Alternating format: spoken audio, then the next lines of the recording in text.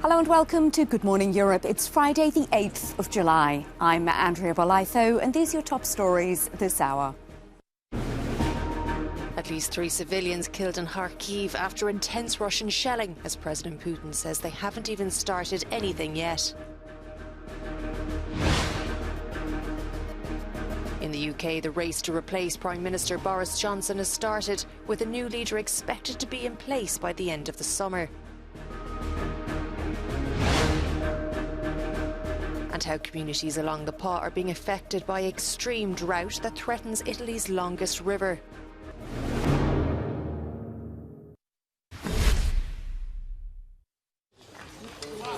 At least 3 civilians have been killed and 5 others injured in Kharkiv after intense Russian shelling. Police say a rocket struck a residential area and that the victims were killed in the street. Rescue workers rushed to the scene after several fires destroyed a parking lot and an industrial centre.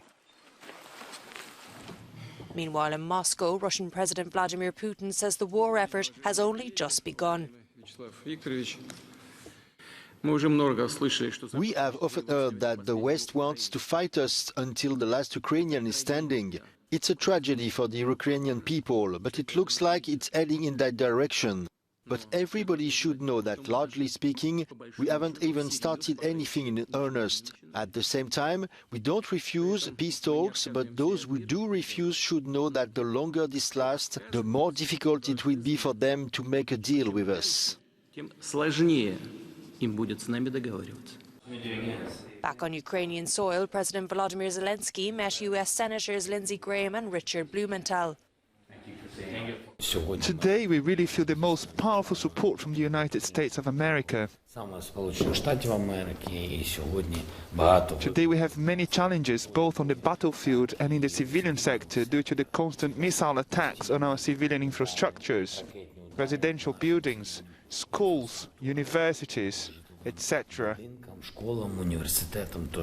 And for us, the #1 task is that women with children can return to Ukraine by September the 1st, so that children can go to school. As the summer continues, farmers in Kramatorsk are busy harvesting fields marked with craters. Invading forces now occupy about 22% of Ukraine's farmland. NASA says the war is disrupting the harvest and could have a devastating impact on global food supplies.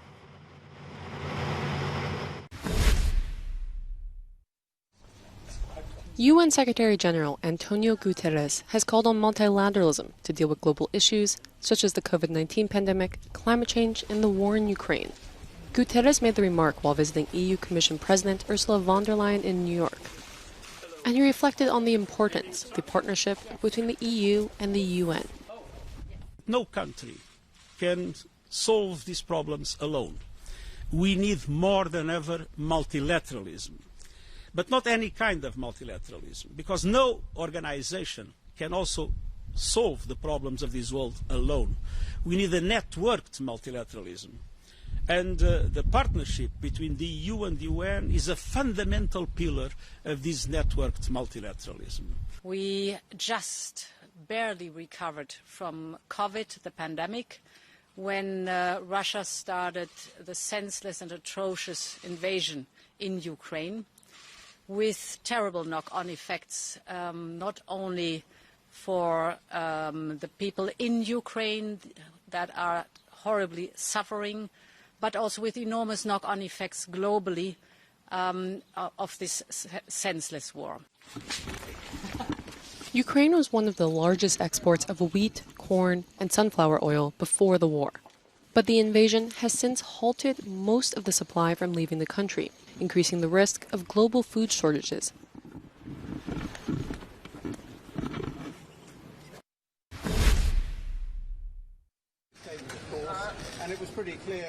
Who will replace Boris Johnson as leader? Following the Prime Minister's announcement yesterday that he will resign his post, that is the question.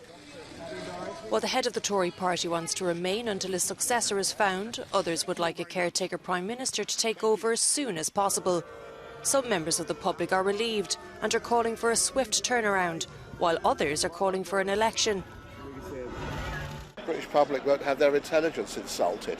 endlessly, day after day, with ridiculous kind of excuses, stories, apologies that mean nothing. The sooner he's out of it, the better, really. They're obviously all manoeuvring, the Tories, to see who's going to replace him, and that's kind of entertaining. I mean, you know, I'd rather have a general election, really. I don't think, I'd rather have a general election and get rid of them completely.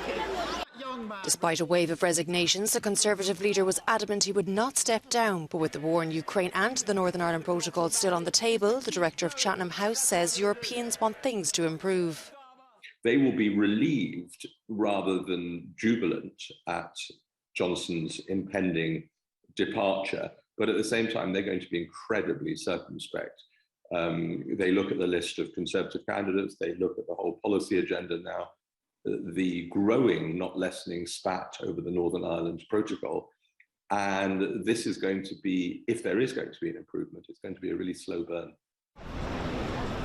For now, the bets are on, as bookmakers have been busy predicting who will become the next Prime Minister.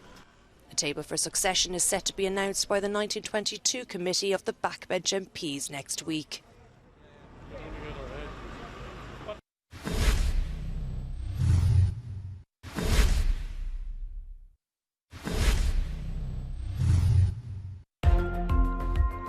Japan's former leader, Shinzo Abe, is showing no signs of life after reportedly being shot at a political event, according to local media. The country's former prime minister was giving a campaign speech before he collapsed after witnesses heard gunshots. Police arrested a suspect at the scene, according to the country's national broadcaster, NHK.